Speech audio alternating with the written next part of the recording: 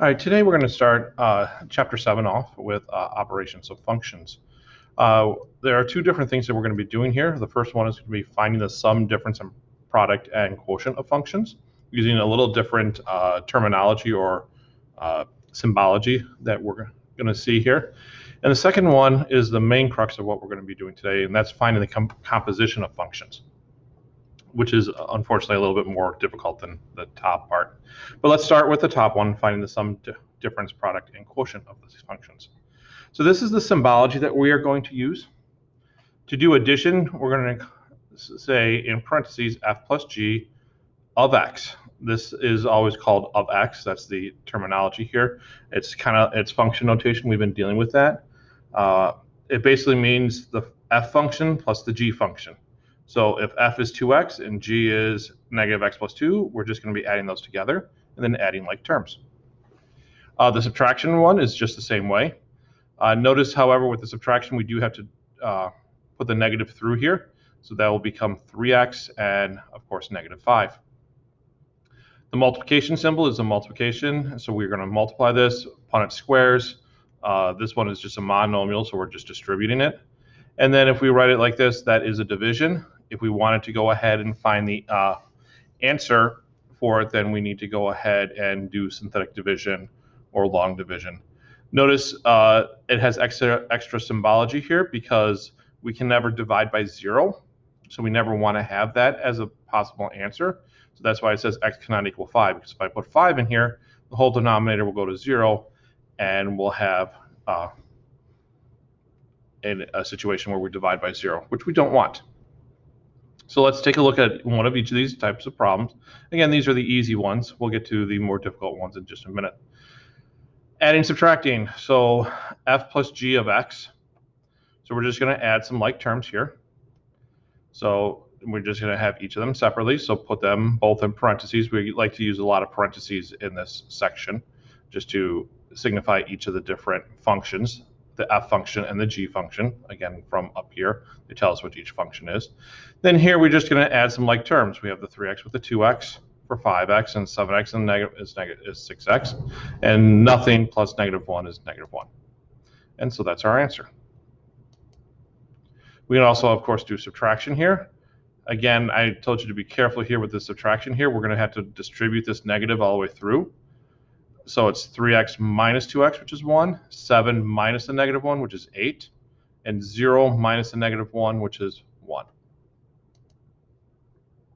So be careful with that, please. All right, unfortunately, we will have to do some multiplication. So we will probably want to do a Punnett square, or we can double distribute. That's what they do here, or actually triple distribute. They do this times both of those, and then the negative 2 times both, and then 1 times both. Obviously, both work. It's not a problem. So you distribute, put those in there. Same thing here. Make sure you distribute the negative 2. If you had done your Punnett square and made this a 2 by 3, this 2 on top, this would have been the top row, middle row, bottom row. And then we have to add some like terms. Wow, did that. I don't know what happened there. 3x cubed minus 14x squared plus 9x minus 4, which of course is my answer. I'm not sure. We had some issues here. I'll have to look at that formatting. And then the dividing. We just got done with the whole chapter of dividing. I know how much you guys love that. Here, we're not really going to do much with it. We're just going to leave it like this. If we could divide evenly through here, we would, but that's not going to give me a 0 when I synthetic divide with it. So I'm not even going to do anything with it unless we need to. So we're just going to leave it this way. We will have that extra symbology here that does not equal 4. We need to make sure that we do that, please. All right, what's a composite function? So a composite function has this little multiplication symbol that's is open. It has a hole in it, right?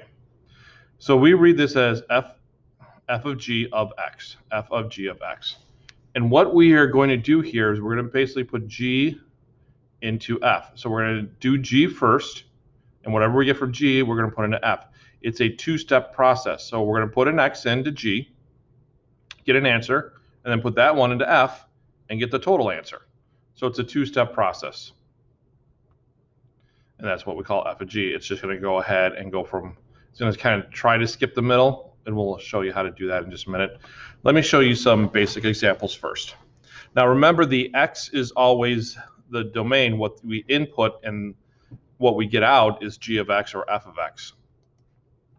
So here we have an input and an output. So this is f of x. So I inputted 2, the domain is 2, and my answer would be 6. 9 gives me 4, 7 gives me 7, and 0 gives me -1. Those are all things we've talked about already. And then for the g function, 7 gives me 0, so on and so forth. So they want us to find f of g of x. So we're going to start with g. So what are the possible things we can enter in for g? We can enter in 7, -1, 4, and 8. And so 7 gives me 0, but then we take that 0 and go into the next one. 0 gives me -1. So f of g of 7, so here's the 7 gives me 0, and then the 0 gives me -1. So f of g of 7 is -1. So here we want to put g of -1 in, so I put -1 here. That gives me 7. Then we go to the next one. 7 gives me 7. So this gives me 7. F of g of 4. So I go over here. 4 gives me 9, and then 9 gives me 4. So my answer is 4. It's always a two-step process. You got to get the answer from the first one and then plug it into the second one. And so f of g of 8, so I'm going to start again with the middle. It's inside the farthest brackets. So 8 gives me 2, and then I go to the other one. 2 gives me 6. So 7 gave, oops, hit the wrong button. 7 gave me -1, so that's how we rewrite it. -1 gave me 7, 4 gave me 4, and 8 gave me 6. So that's how we have to go ahead and write it at the end. Because we want, again, going backwards, the f of g kind of skips that middle term. I want to know when I put this in, what's my final answer.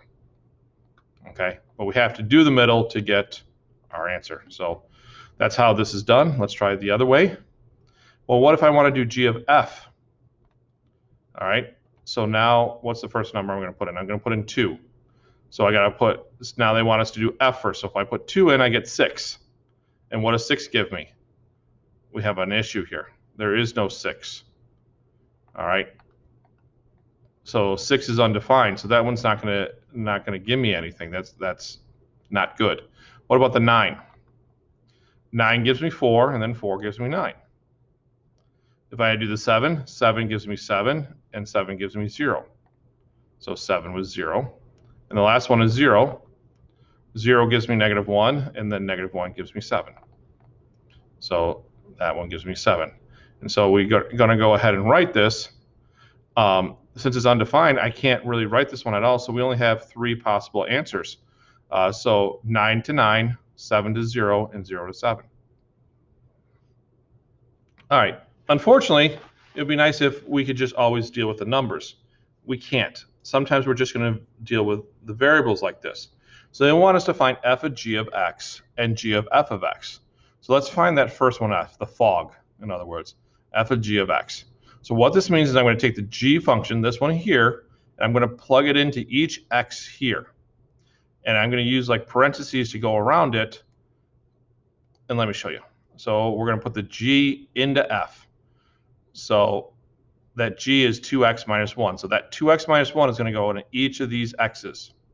So see, it's 3x squared, so 3 times 2x minus 1 squared, minus 2x minus 1 plus 4. Now, unfortunately, the squared here is going to give us a Punnett square that we have to go ahead and do. And we Punnett square that out, and it's 4x squared plus minus 4x plus 1. The other one here, this negative, is going to get distributed, so that's negative 2x plus 1, and then the plus 4. Once I've done that, I've got to distribute the 3, and then add like terms. So the only x squared is going to be that 12x squared. This is negative 12 minus 2, which is negative 14. And this is 3 plus 1 plus 4 is 8. Now going the other way, we're going to take this and put it in here. So f of x is to be put in to the g. So instead of writing 2x minus 1, we write 2 with that whole parenthesis minus 1. To simplify this, we're going to distribute. 6x squared minus 2x plus 8. Well, 8 minus 1 is 7. They took a liberty of doing a couple extra, skipping a couple steps in there. So that's how we do it with just the variables, and we are going to be asked to do that. All right, so I did another one here because I wanted to practice it again. So if I want f of g of x, I'm going to take this g, this x plus 5, and I'm going to put it in for each of these. I'm going to rewrite this completely. I'm going to rewrite it as x squared, but I'm going to put in x plus 5 in that x squared, and then the 2x, and then the 3. Again, that x plus 5 has got to be Punnett squared. So x squared, 5x, 5x, 25. That's all this here. This 2 gets distributed. That's 2x plus 10, and then plus 3. Oh, what happened to the squared there? Man, formatting is bad on this one today. So then I'd go ahead and x squared here. That one's probably my mistake. The other one was, yeah. And this one, 10x plus 2 is 12x, and 25 and 10 and 3 is 38. Now let's go the opposite direction. Now I need to take all of this and put it into that x. This is actually the easy one because there's nothing to distribute here. So I just put it in parentheses and then plus 5. The only like terms is these things at the end, which gives us 8. And that's what I have for you today.